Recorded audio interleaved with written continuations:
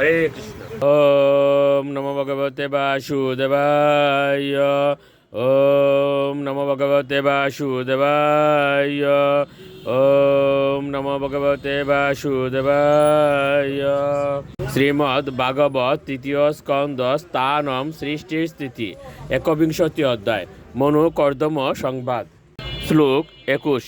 তম তানুভূতা উপরত ক্রিয়ার্থম সমায়া বর্তিত লোকতন্ত্রম নমাইম বিষ্ণম নমনীয় পাদ সরুজম অল্পি অশি কামবর্ষম।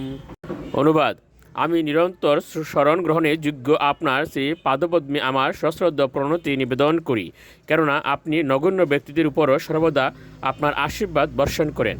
আপনার মায়া শক্তির দ্বারা আপনি এই জড়জগৎ বিস্তার করেছেন, যাতে সমস্ত জীব আপনাকে উপলব্ধি করার মাধ্যমে সকাম কর্ম থেকে বিরক্ত হতে পারে। শ্লোক ২২।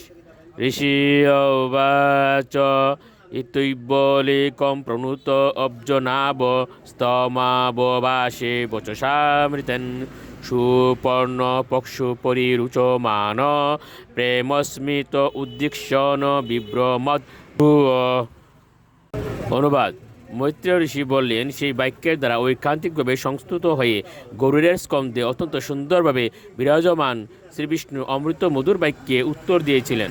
স্নেহপূর্ণ ঈশ্বর আইস্য সহকারে ঋষির প্রতি দৃষ্টিপাত করার সময় গভীর স্নেহে তা ভ্রুযুগল সঞ্চারিত হয়েছিল। শ্লোক ২৩। শ্রী ভগবানুবাচ বিদিতা তব চৈতন্যে পুরৈব সম ইউজিতৎ যদর্থম আত্মনিয়ম স্তয়ৈবাহম সমর্চিতঃ। অনুবাদ: পরমেশ্বর ভগবান বললেন, যে জন্য তুমি মন এবং ইন্দ্রিয় সংযমের দ্বারা আমার আরাধনা করেছ, তোমার সেই মনোভাব অবগত হয়ে আমি পূর্বেই তার ব্যবস্থা করেছি। শ্লোক ২৪। ন বৈ জাতু মৃষৈব শ্বেত প্রজাদক্ষ মদ অর্হণম ভবদ বিদেশু অতীতরাম মহিষম গ্রীবিত আত্মনাম। অনুবাদ: ভগবান বললেন, এ জীবাদক্ষ ঋষি, যারা আমার আরাধনার দ্বারা ভক্তি সহকারে আমার সেবা করে, বিশেষ করে তোমার মতো ব্যক্তিরা যারা তাদের সর্বস্ব আমাকে অর্পণ করেছে, তাদের নিরাশ হওয়ার কোনো প্রশ্নই উঠে না। শ্লোক ২৫।